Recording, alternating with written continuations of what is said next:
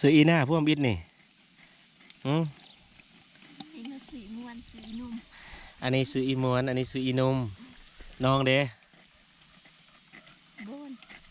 บนสาวบนสาวนวมสาวนมแต่ว่าบ่เฮ็ดนาทุกคนเพิ่นยันดำเป็นหุ้มหน้าหุ้มตาอยู่เวียกระยันหน้าดำเนาะกินข้าวสวยกับยังมันสวยเนี่ยต้มผักสมองงามเลยนะกินต้มผักเนาะ กินต้มผักสมองผู้งามนี่แหละบ่กินซีนเลยกินผักกินมีไปนี่โอ้เลาะสะเละเลาะล่าเนาะ เลาะล่านี่มันงามไล่ทุกคนแม่นบ่เลาะล่าเลาะสะเละนี่ขอไม้อันเดียวกันบ่งามไล่คือกันแม่นบ่เลาะล่านี่มันงามไล่เลาะสะเละงามแท้ๆแม่นบ่นี่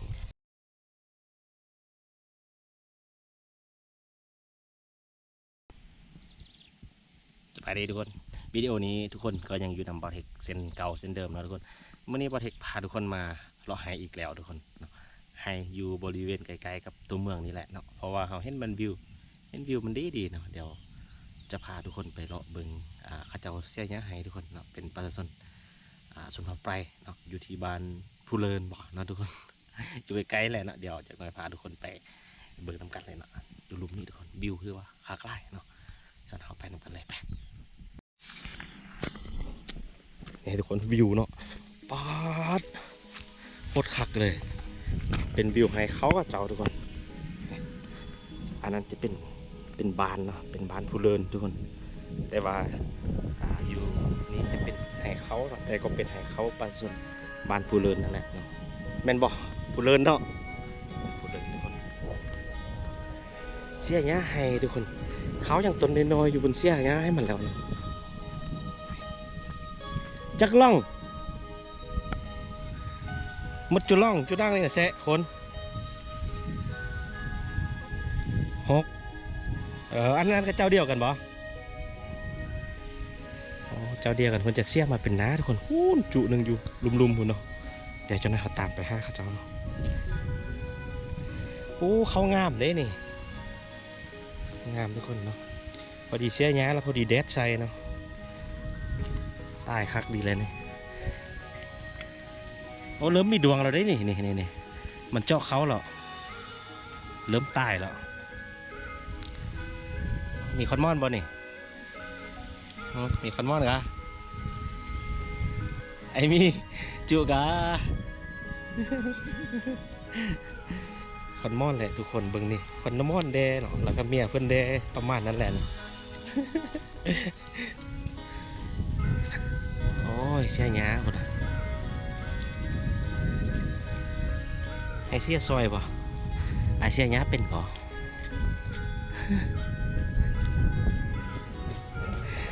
แวกห่างฟังเล่าเขาจะเอิ้นตัวแวกนะทุกคนแวกแต่ว่าอยู่บ้านมาเห็นตะกี้แต่ก่อนเพิ่นจะเห็ดดำยาวกว่านี้เนาะเพราะว่าอยู่บ้านเรามันดินเพียงเลยทุกคนแต่บ้านเพิ่นนี่เป็นดินภูเพิ่นจะใส่ตัวสั้นๆเนี่ยดำสั้นๆเนี่ยเขาจะก็จะเสียไปคือจอกมันเอาที่มันก็ตายแหละจอกอย่าไปจอกไม้มันสิตายนั่นตายแล้วบ้าเนี่ยพันเล็บพันใหญ่ตัวนึง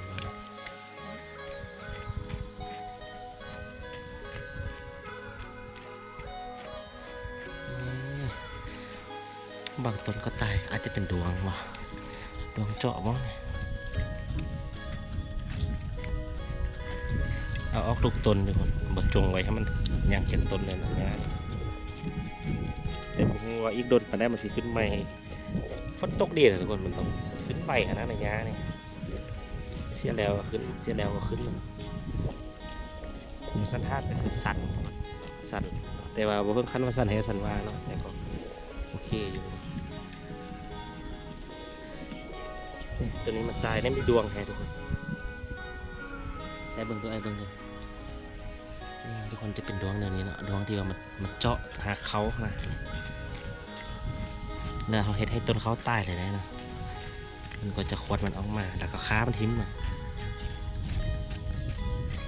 ต้นนี้ก็เป็นเช่นเดียวกันต้องมีคือกันเลยเจาะมัน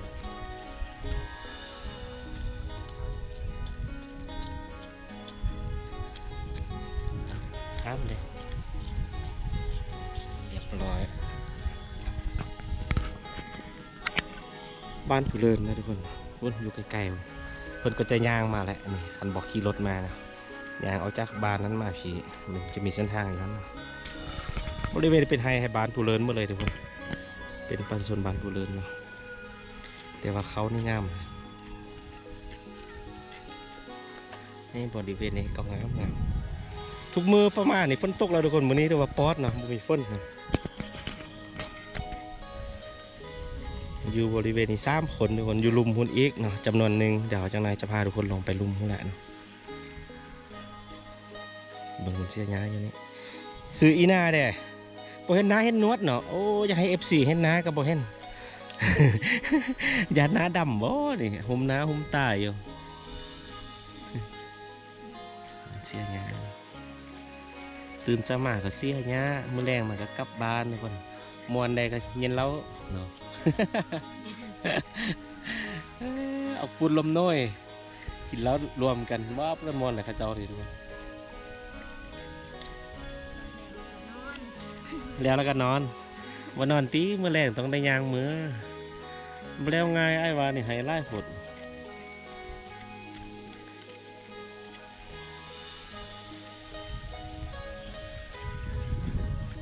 ปีกไก่ได้ไล่เป่าบ่จากต้น50 ปลายเป่าเนาะโอ้ได้ล่าอยู่ทุกคนพี่กายเพิ่นก็เฮ็ดอยู่นี่นะบ่ได้ก็ผมก็เคยมาเนี่ยนะไอ้ร่างนี้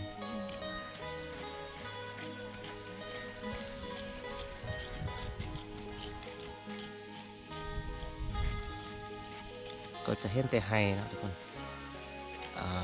ระยะเดือนนี้เดือนหน้าก็จะเสียขยะเข้าไฮนี่แหละเนาะเพราะว่า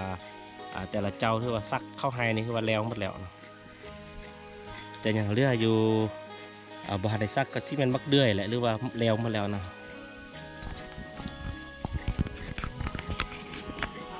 แล้วจากซักเข้าไฮเราก็มาเสียเงี้ยเข้าไฮนะกับมวลทุกคน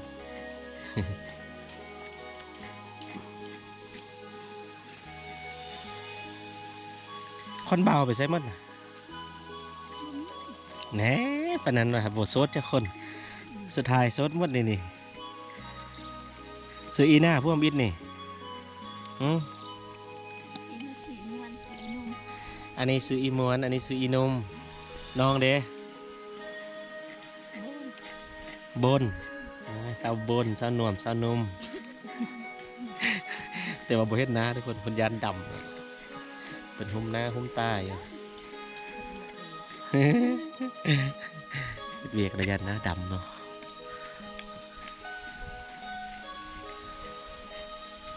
ประมาณ5-6 คนมาสันเพิ่นว่าแต่ว่าอาจจะอยู่ลุมต้องไล่กลัวแหละบ่เฮ็ดเบิ่งเมื่อกี้นี่คือว่าไล่คนแต่ว่าเจ้าเดียวกันนี่เนาะโอ้คนละเจ้าบ่โอ้พวกน้องมีแต่3-4 คนนี่เนาะโอ้อันนั้นเจ้าหนึ่งทุกคนเดี๋ยวจะพาทุกคนไปอีกตึมนะเบิ่งผู้สาวเชียร์เนี้ยกันสาวบนอันนี้เนาะเบิ่งน้าได้ดูมันเป็นอะไรหุ้งงามปานไหนเมื่อน้าซ้ำนี่ เสียคนขาดวกคอมด้วย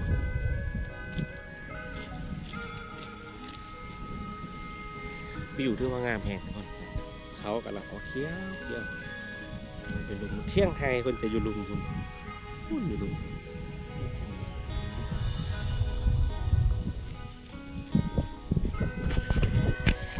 เบิ่งไอเสียเบิ่งดูเสียเป็นอยู่ว่าอันนี้เขาย้ายอย่างต้นน้อยอยู่นะทุกคนอ่ะคนก็เสียแวกน้อยโอ้บ่ร้อนได้เดี๋ยวนี้ดามมันสั้นโหดเจ็บแอวเลยกันแต่ว่าเขาเจ้าอาจจะลืงแล้วนะเนาะเขาเจ้าอาจจะลืงเขาเจ้าสบายเนาะเสียไปนี่ก็ม้วนไปอย่างนึงเลยทุกคนมีคนบ้าคน คอนมอนคอนบาวเด้คักนะคอนมอนนี่แปลว่าผู้สาวเลยทุกคนคอนบาวก็คือผู้บ่าวเนาะเป็นภาษาเผาไปเฮาเนาะเรียกว่าอยู่ไทยเพิ่นเอิ้นว่าเผาลวกนะทุกคนย้ำแล้วย้ำอีกเนาะยานบูฮูเนาะทุกคน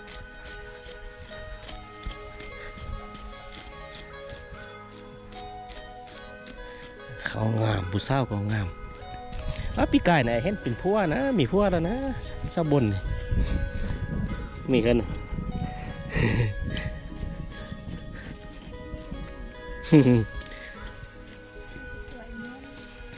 ้อมมีพัวเนาะบนยังเนาะส่วนไล่ผู้เลินบะเฮกโฮข้าเจ้าทุกคนบะเฮกโฮ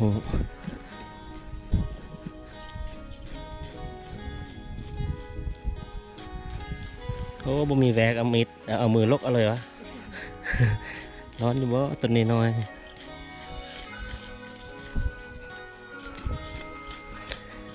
มวนไหนทุกคนดมเศร้าไปเนาะ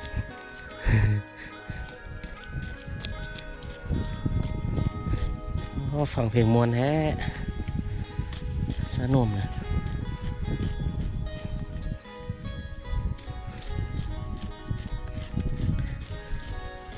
ฝนตกเขาเจ้าก็เสียเลยทุกคนเขาเจ้าเสียแข่งฝนเลยนะ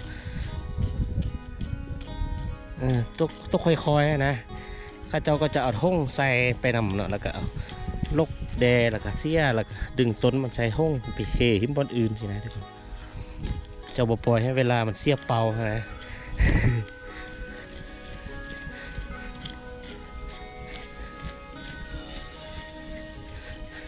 งามเด้อผู้บ่าวมาเสียสวยแล้วอ่ะ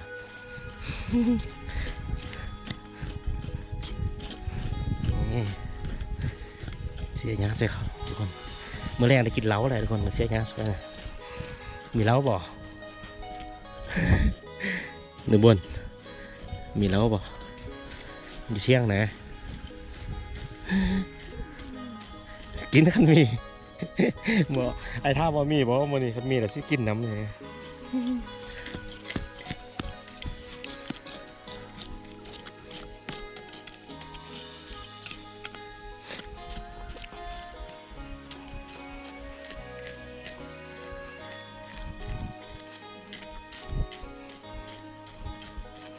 ไอ้ซับต้นหนึ่ง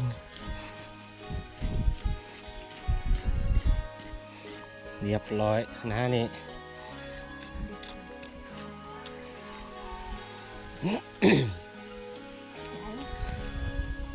หน้าแล้วสองเบิ่งหน้ายากนะโอ้ผู้สาวที่อายนะจะมีเครือบักแตงของแน่นะโอ้โหแหละมันอยู่นี่เครือหนึ่งแล้วมันรักก่อนแล้วมันเป็นมากแล้ว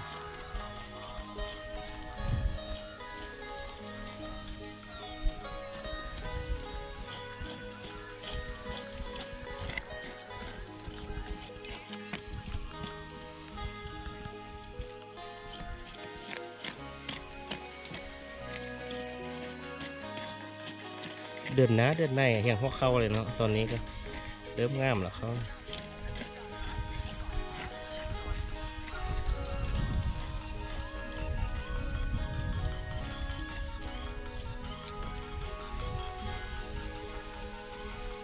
ฟังเพลงมวนแท้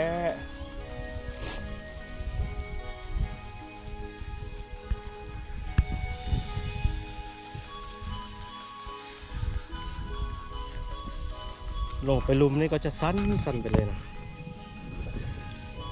แต่เขางามเที่ยวเที่ยว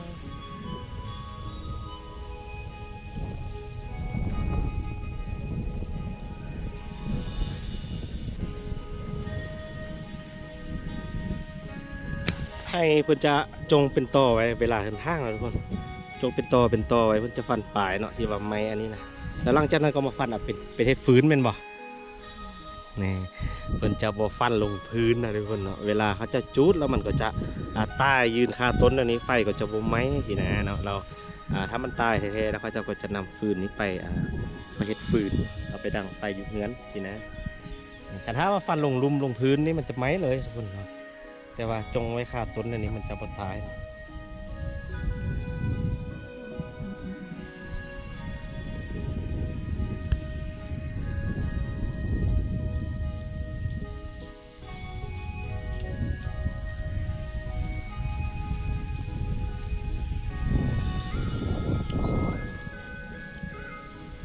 เสียเนี้ยซ้ำเศร้าทุกคน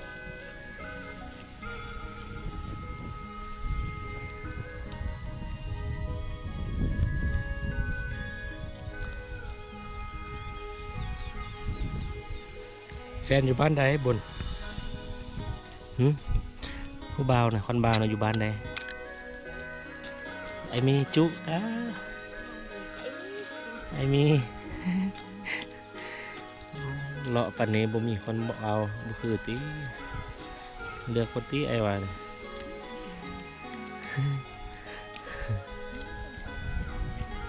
แน่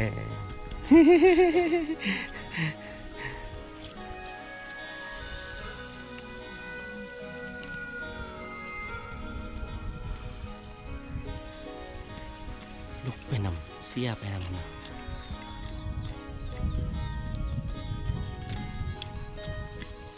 สอดน้านี่ก็สมเมื่อยแมันบ่หรือว่าเห็ดตอนี่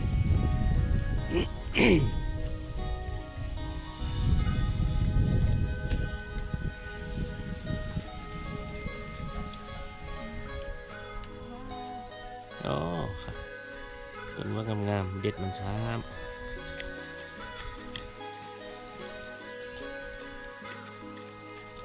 กินข้าวสวยกับยังมันสวยเนี่ยต้มผักสมองงามเหมือนกินต้มผักเนาะ กินต้มผักสมองผู้งามนี่แหละบ่กินซีนเลยกินผักกินมีไปนี่อ๋อเลาะสะเละเลาะล่าเนาะ เลาะล่านี่มันงามไล่ทุกคนแม่นบ่เลาะล่าเลาะสะเละนี่ขอไม้อันเดียวกันบ่งามไล่คือกันแม่นบ่เลาะล่านี่มันงามไล่เลาะสะเละงามแท้ๆแม่นบ่ประมาณนี้ทุกคน เลาะล่าคอนมอนเลาะล่าผู้สาวงามไล่คอนมอนเลาะสะเละคอนมอนผู้สาวงามแท้ๆแมนเป็นวอฮึกดเสน่ห์ทุกคนคนบ้ารอเดี๋ยวจะมาเสียได้บ้านเดียวได้คนบ้ารอล่ารอล่าหรือรอล่าเช่นเดียวกันเนาะผู้บ่าวคนบ้าวรอคนบ้าวรอล่าผู้บ่าวงามแท้ๆงามไล่รอไล่แสดงมันงามไล่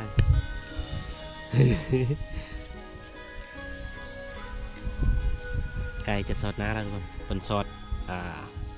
น้านี่ทุกคนก็อาจจะเสาเมื่อยเนาะหรือบอหรือจังได้เนาะแต่ว่าปกติเขาจะกินข้าวอิ่มนะเขาจะเสาเมื่อยปึ๊ดเดียวเลยทุกคนปึ๊ดเดียวเลยเนาะต่างจากเราลุมเฮาแล้วมันเป็นชั่วโมงหัวแล้วรับนอนรับเนาะ2 โมงหัวแล้วค่อยลงเวียกเขาเจ้านี่กินข้าวอิ่มแล้วทำเลยได้ผู้ชายกับซุปยาน้อยนึง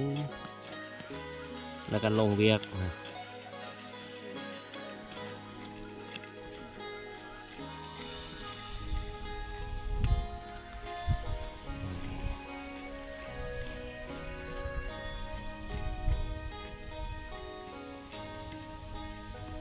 ย่างมาบอกมือเช้าไง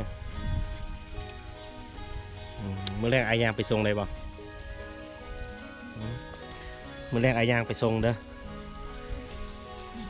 เอาบ่แท้ก็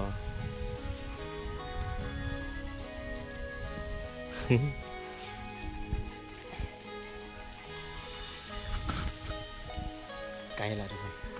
มอจะสอดน้าแล้วเนาะน้าก็จะให้จูบอลบอลเทคยืนอยู่นี่ก็จะไปเสียขึ้นมาเรื่อยๆเสียก็คือท่อนนั่นแหละทุกคนนะแบบเอาแวกเอายังเสียออกเนาะ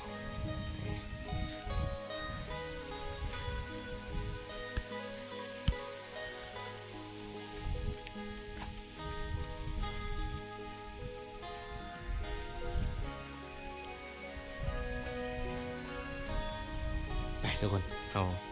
ลงไปเจ้าลุมหุ่นออกมาเนี่ยเนาะเจอกันวิดีโอต่อไปทุกคน